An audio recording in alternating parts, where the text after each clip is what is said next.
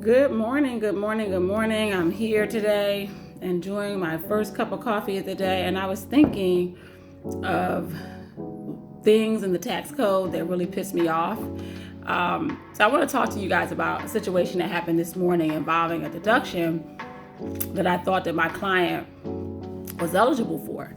And it highlights a reason why I can't stand the sneaky way in which they write the tax code. So my client was eligible for the no tax on overtime deduction, which is not really about no tax on overtime, but there's a portion of it that is not that you can get a deduction for.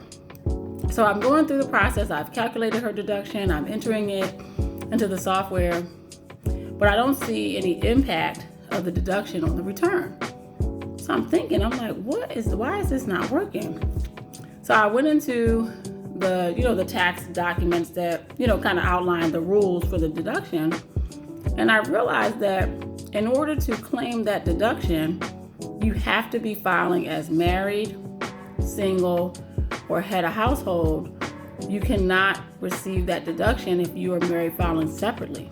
And this client has a legitimate reason why she has to file married filing separately.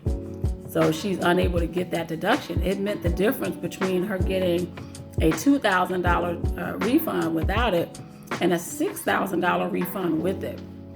And so it's provisions like that really irk me, because it's meant to penalize people for being in certain statuses that the government doesn't prefer. And the use of married filing separately to penalize people in the tax code is one.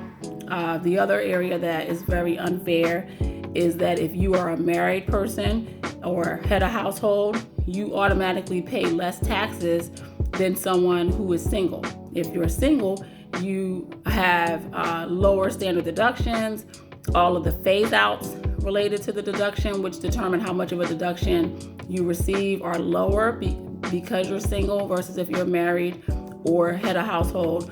And if you're married filing separately, like I just described, there's certain deductions that you can't claim. So that's why I always tell folks, make sure that you read the fine print on any new tax laws, because they will often build in different levers to impact certain communities.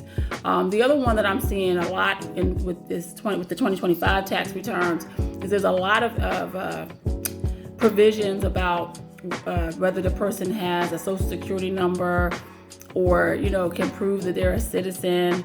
So that's also going against like immigrants and people who are here legally, but they're limiting their ability to get certain credits like the child tax credit, the earned income tax credit. So some of it is not fair, and I don't like it.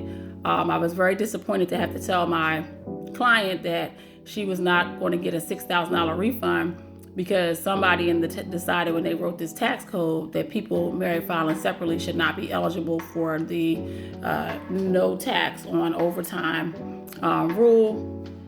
This young lady earned $31,000 in overtime last year, which she had taxes withheld on, and she was eligible to deduct $10,418 of that.